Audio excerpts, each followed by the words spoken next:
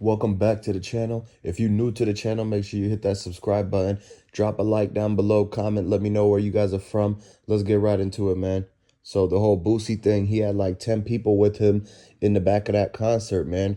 And like he knows who all the people were, so they had to have seen something. But most importantly, when Duke was watching the concert and he came out the backstage and everything with his cup, it was two guys sitting in the back of the concert watching Duke the whole time. And every time he walked to a certain room or a certain side of the arena, they started moving too. And then eventually they done passed by each other. That's when one of the guys asked Duke for a picture because he said he recognized him with other rappers. But Duke don't be out with other rappers like that. So that's the first red flag. If somebody asks to take a picture with you and you not really like a celebrity, you more of a businessman, that you got to be more careful in that situation because that could be somebody trying to set up.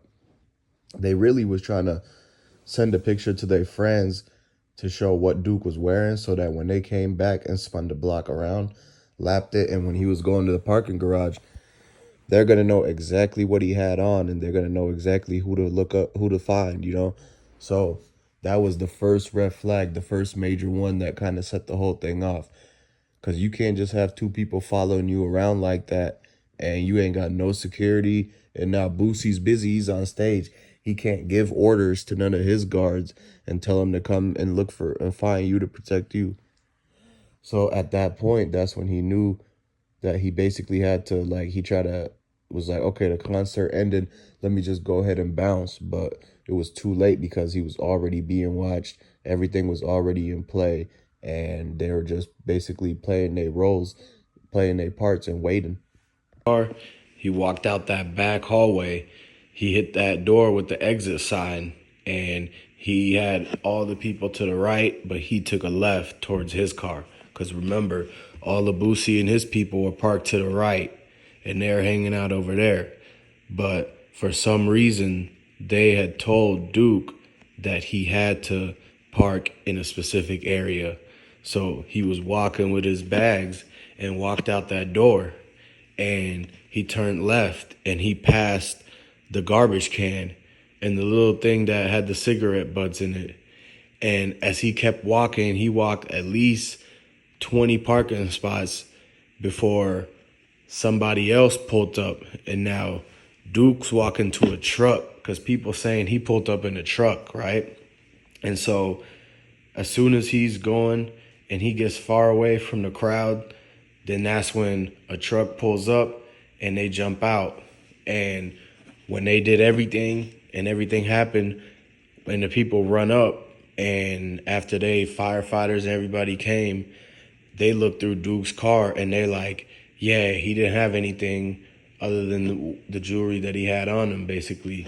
And so they purposely left the stuff that he was wearing so that they could take the things that was in the bag and the luggage, because he had the two Louis V bags.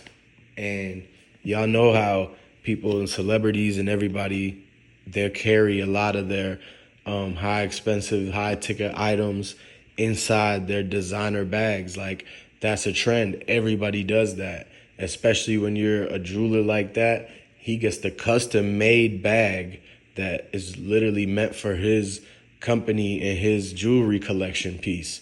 Because remember, it was that box with all the watches in it, and it was the chains. It had a section for each one of them. That was what's inside the duffel luggage bags.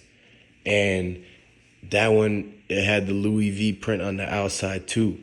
And so all the pawn shops, they're like, no, we not even taking Louis bags right now because of the fact that it could end up some way being tied, or they don't even want it to get mistaken for it being part of the whole Duke 093, the jeweler, and Lil Boosie situation. Because that night at that Lil Boosie concert and Plies was there, that's when Duke was actually showing the jewelry to Boosie and seeing if Boosie wanted to use any of it and rent any of it to go on stage real quick. Like, that's how some jewelers even make their money. Or if he needs to get a piece that's not clean and swap it out for a clean one, that's what Duke is supposed to be there for. But at the end of the day, they know that they wasn't gonna buy any of the chains, so they knew he was just a walking like lick, like he was just walking around with all that jewelry, all the cash in his pockets, and the cash in the duffel bag.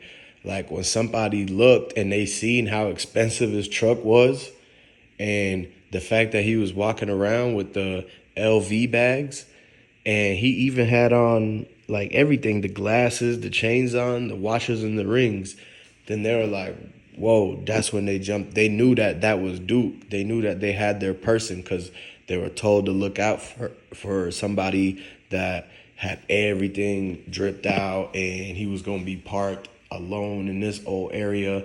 Like they already seen what Duke looked like from the dice game. And so if he came to the dice game like that, then he's going to even have even more stuff with him for the concert, especially because they thinking that the venue is supposed to be like top-notch security and that nobody's going to touch him. Well, when everybody goes back to their parking spots in the garage, that's when you got to be able to look out. That's why you always got to get a good spot. Like you got to get the one where it ain't too much in the cut or nothing like that. And so you can't have other people directing traffic saying, no, you can't come into the VIP parking. He's part of the whole VIP. And so that's why they cut him off from the VIP, even though he followed the driver. Like Boosie's driver was basically driving and Duke was behind him. So he should have known to tell him, hey, I got the two cars behind me. That's with me. But for some reason, that's when everything got misconstrued, and it basically they put up the barrier and the gate down, and they told Duke to the security walked up to him. He told him to roll his window down, and he said, "No, you can't go into this same lot as Boosie. It's not happening." So they said you have to turn around and go through that one and just go all the way around, and you're going to still be by the door, but you're going to be way, way across from Boosie, and then you're going to have to walk a little bit. And so he's like, why? And they said, because they said so. So if they said so, then that means that, basically they was trying to make it so he was over there with nobody around.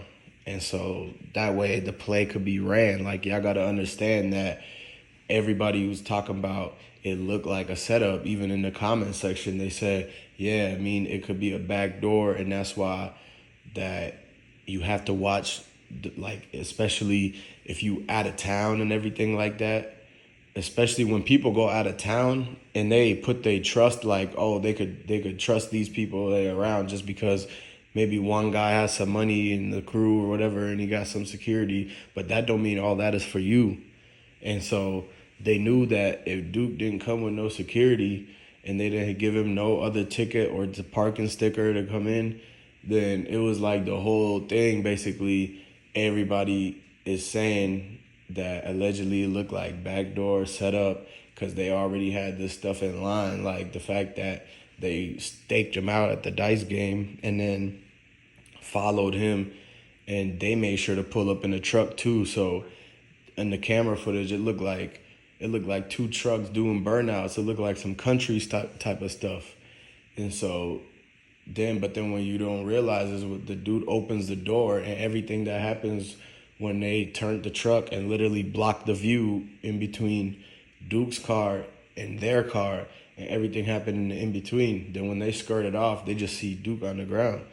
And so that's when they rushed over there, and people rushed. And Boosie, in his interview, that's when he told on the promoter and said that the promoter was the first one that got there and seen that. He said Duke is on the ground with there's a guy on the ground with all of his chains on, all of his jewelry on. It's like, why is that the first thing to be dropped as soon as that happens? It should have been, it's a guy there and his bags got taken, somebody fired on him and everything like that. And that's basically where it's like, why would he throw him under the bus and put his name on, like, in that? if he actually was there that night. Like, everybody was there because the concert just ended and they was all going to that parking garage. So what y'all gotta understand is that it's just a revolving door, like ongoing whole thing. So make sure you subscribe to the channel, like this video, leave a comment down below, and I'm gonna catch y'all in the next one.